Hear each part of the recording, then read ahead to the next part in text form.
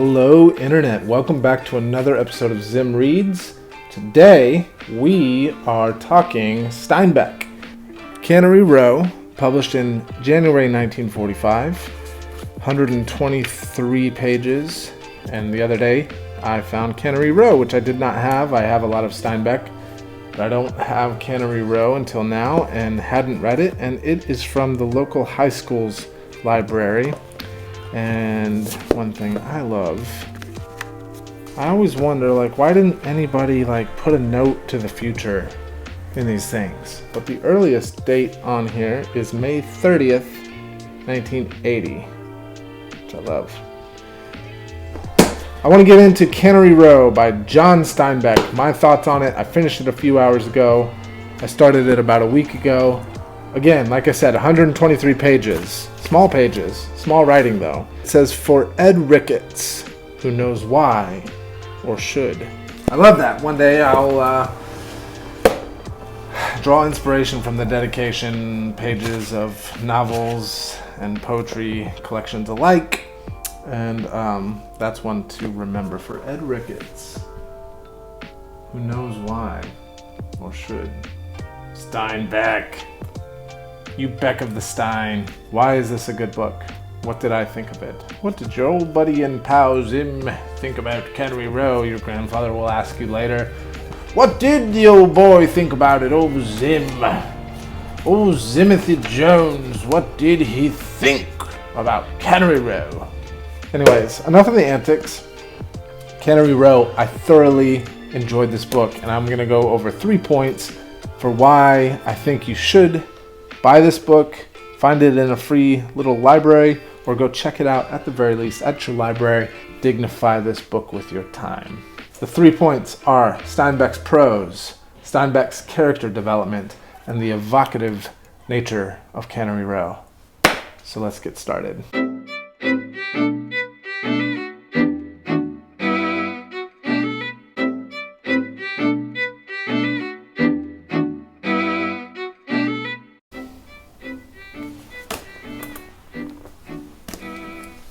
I'm not even looking at it. It's all periphery.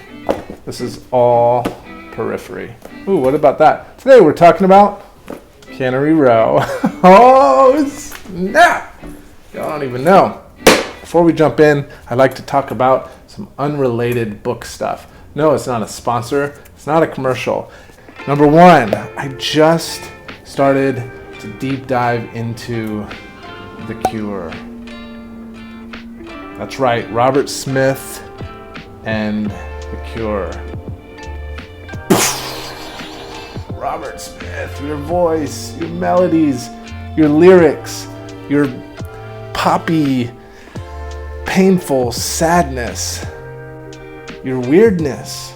Robert Smith and The Cure. I started a deep dive because I saw the Lumineers cover the famous song Just Like Heaven. You know, show me how you do that trick.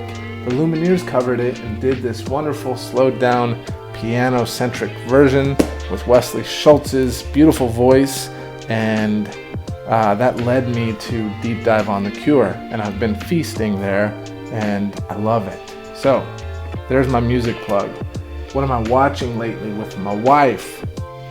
Besides our 4-year-old grow and become more independent and stubborn and wonderful and cute, I am watching Ted Lasso finally. People have been telling us for the longest time, you gotta watch Ted Lasso, you gotta watch Ted Lasso. Oh, it's wonderful. It's so good. So heartwarming and funny, and in Jason Sudeikis' SNL monologue last year, he said, I don't know why it's such a hit. It's about two things that Americans hate, which is soccer and kindness. And I know a lot of you watching this are like, what's soccer? Oh, he's talking about football. You guys, anything else to share? Yellowbird hot sauce. So good. So good. The habanero one, really nice. The ingredients are all organic and there's nothing in there like preservatives and stuff. it's just delicious. And the ghost pepper one it takes it a whole different direction. It's not just the hotter version of the habanero. It is a whole different flavor. It's more tomato based. Yellow Bird hot sauce.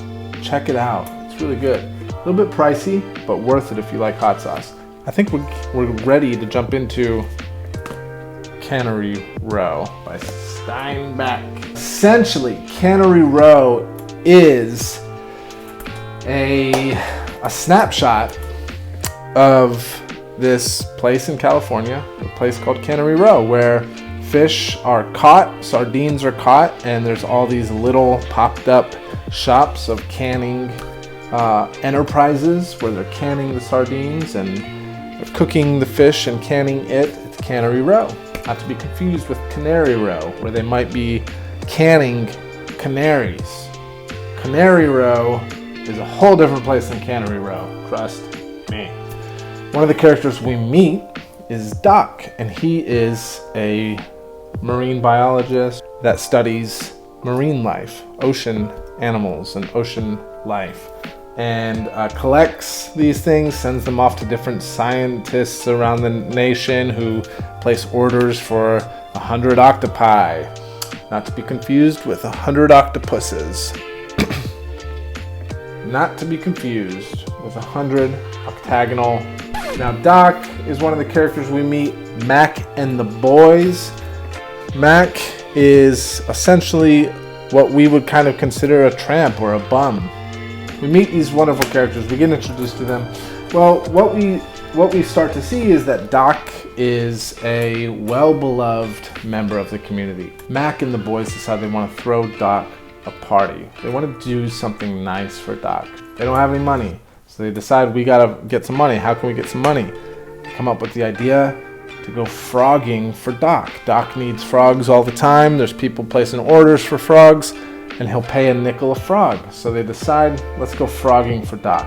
This isn't a plot-centric book. This isn't a plot-driven book. This is a book about a place and a time and relational dynamics and humanity.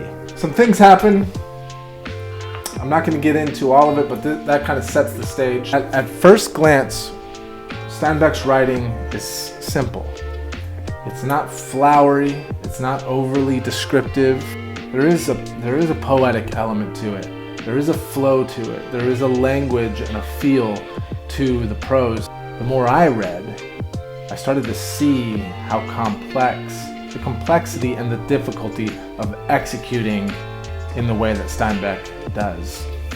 He isn't confined to chronology, imprisoned by this idea that chapter must follow chapter. Chapter 2 builds off of chapter 1, and chapter 3 builds off of chapter 2. There's sidetracks, there's snapshots. One feels as they read a book like this that even just these little glimpses are important, not only to the enjoyment of reading the book, but also to the understanding of what times and places and dialogue and relationships and humanity was like in 1945. But that's what the power of Steinbeck's prose is able to accomplish. Like a waiter presenting an enormous wheel of cheese or a platter of king crab legs, Steinbeck, like all literary masters of the craft, gives us characters. Of course, I'm going to keep eating. He doesn't set aside whole chapters or paragraph upon paragraph dedicated to character description, like a police report or a stalker taking notes on the length of your earlobes and the gait of your walk and which window is your bedroom window, etc., etc. You know who I'm talking to.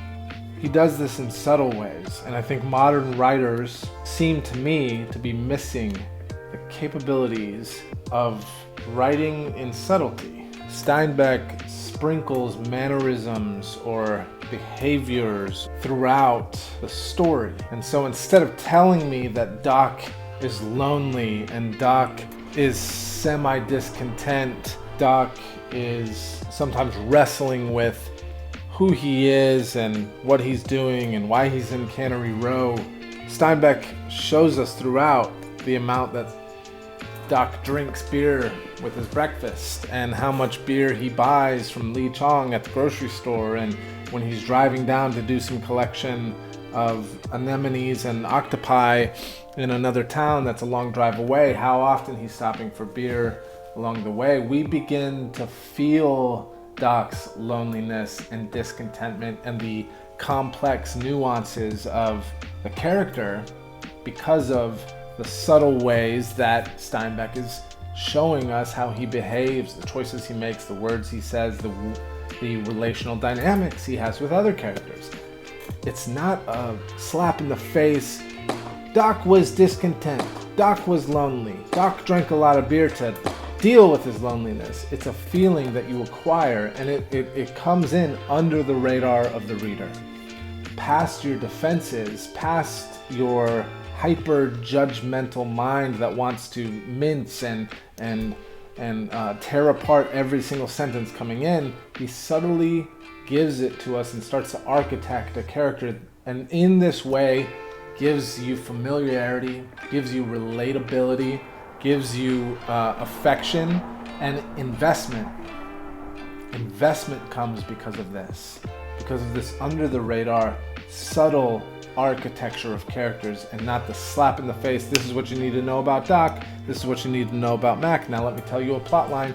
And modern authors seem to know very little about this effect and the capability. In a tiny book like Cannery Row, Steinbeck can give us multiple characters that are distinct from one another with very little overlap and reuse of literary mechanism, and we can walk away from a book like this with an indelible impact from each of the different characters and their ways of thinking and their ways of relating and their lifestyle and who they are and their pasts and their futures, and all of that he does with such power. What Steinbeck wasn't doing was catering to an audience that was distracted, catering to a distracted reader, pandering to a distracted reader. He expected that if you're here on this page, that you came to read. That leads me to the final point about why Cannery Row is such a beautiful novel, and why Steinbeck is a king of his craft and is not to be neglected by anyone that would consider themselves a writer or a reader. When I describe a book or a song or anything with the word evocative, all I mean is I felt moved in multiple ways by the book. And so Cannery Row is evocative. There's complex dynamics he's exposing in myself, to myself, when I read a book like Cannery Row. It evokes feeling and connection to humanity and to myself and to the beauty of being alive and being human, the pain and struggle of being alive. So we get snapshots of characters that are grieving, that are hurt, that are complicatedly human. We get snapshots of love, and we get snapshots of care. We get snapshots of failure and regret. A book like Cannery Row, written by a master like Steinbeck, can't but be acknowledged as important, even. Important. Doc said, "Look at them. There are your true philosophers. I think," he went on, "that Mac and the boys know everything that has ever happened in the world, and possibly everything that will happen. I think they survive in this particular world better than other people. In a time when people tear themselves to pieces with ambition and nervousness and covetousness, they are relaxed. All of our so-called successful men are sick men with bad stomachs and bad souls, but Mac and the boys are healthy and curiously clean. They can do what they want. They can satisfy their appetites without calling them something else." His speech so dried out Doc's throat that he drained his beer glass. He waved 2 fingers in the air and smiled. "There's nothing like that first taste of beer," he said. Richard Frost said, "I think they're just like anyone else. They just haven't any money." "They could get it," Doc said. They could ruin their lives and get money. Mac has qualities of genius. They're all very clever if they want something. They just know the nature of things too well to be caught in that wanting. It always seems strange to me, said Doc.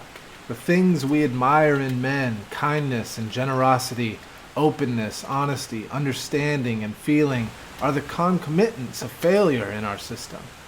And those traits we detest, sharpness, greed, acquisitiveness, meanness, egotism, and self-interest, are the traits of success. And while men admire the quality of the first, they love the produce of the second. In conclusion, Cannery Row, a pleasant surprise, a short nugget of a book, but a golden nugget at that. It's not a book that when you meet somebody, I've never heard anyone say, Cannery Row, that's my favorite book. What's your favorite Steinbeck novel? You know, most people are pointing at The Winter of Our Discontent, or East of Eden, or The Grapes of Wrath. But Cannery Row is special.